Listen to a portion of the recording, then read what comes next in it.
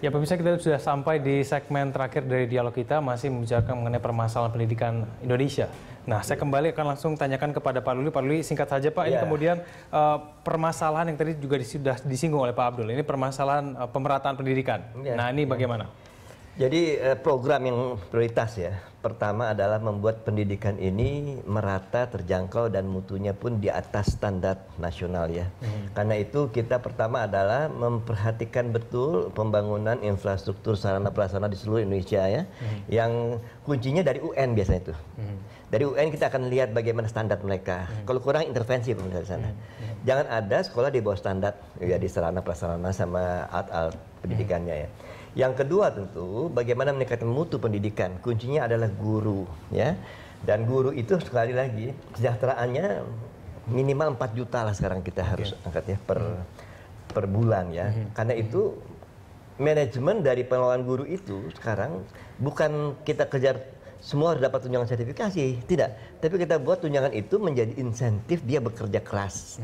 Kita tingkatkan jumlahnya, tetapi dia harus bisa meningkatkan mutu pendidikan, karena kalau dia berprestasi dia dapat full tunjangannya, kalau enggak dipotong gitu. Nah itu artinya dia dilatih untuk diawasi pendidikannya, mengajarnya, sehingga tujuannya untuk meningkatkan mutu pendidikan tercapai ya. Guru kita pikir harus jadi profesi yang ditarik ke pusat, saya setuju ya. Karena di Komisi 10 kami sama Pak Karding ini sama-sama berpikir nggak bisa ini menjadi bancakan kepala daerah setiap kali pilkada, lalu di sana dinas pendidikan itu menjadi jabatan yang bukan profesional, itu nggak bisa. Lalu mengangkat honorer seenaknya, siapa yang bayar gajinya nanti honorer itu. Jadi itu harus dikelola di pusat, sehingga itu menjadi profesi yang kita anggap profesi terhormat dan baik, di samping LPTK ini mutunya ditingkatkan. Mutu guru 65% Bung ya. Lalu yang ketiga, bagaimana kita memperhatikan semua pendidikan ini harus berlanjut.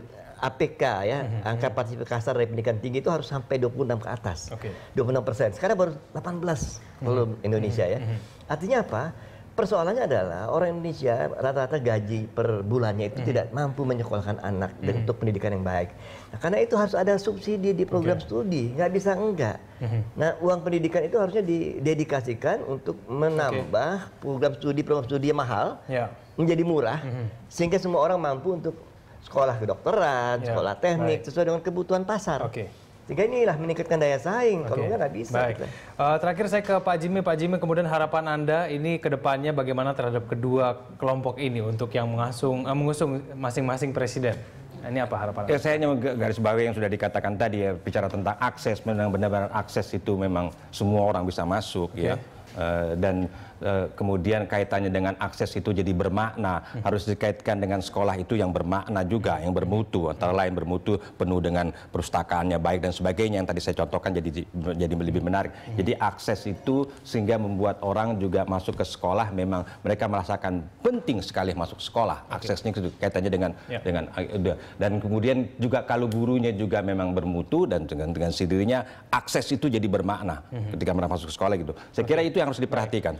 Oke, baik Pak Jimmy dan juga Pak Ruli, terima kasih telah bergabung bersama kami. Selamat siang. Kita tunggu bagaimana nanti perkembangan ke depannya.